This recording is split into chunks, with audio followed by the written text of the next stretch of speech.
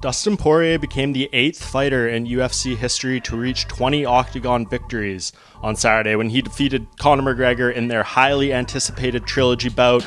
Not the way a lot of us wanted to end it, Of course, McGregor suffers a brutal leg injury towards the end of the first round and is called off in between frames there. A TKO victory for Dustin Poirier.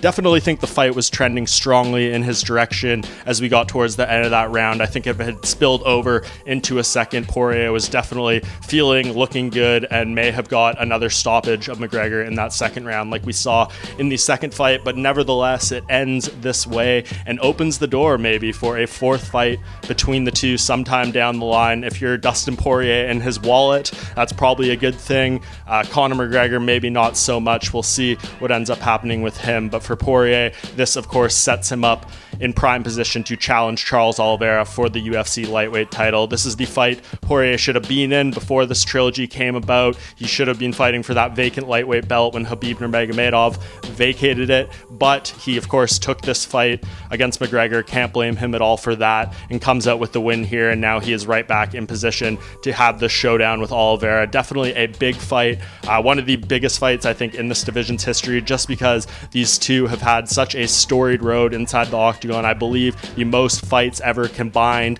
for a UFC title fight inside the octagon between Poirier and Oliveira, and just a fascinating clash of styles between these two. So hopefully we can make this happen sooner than later. I know Poirier says post-fight that he definitely wants to take a little bit of time off, decompress after the emotional journey of these past two fights to start off the year, but Oliveira saying pre-fight that he would love to compete in December. I think that makes a whole lot of sense to have these two clash before the end of the year. Sets up Dustin Poirier nicely for perhaps a fighter of the year campaign if he's able to beat McGregor twice and then claim that lightweight belt.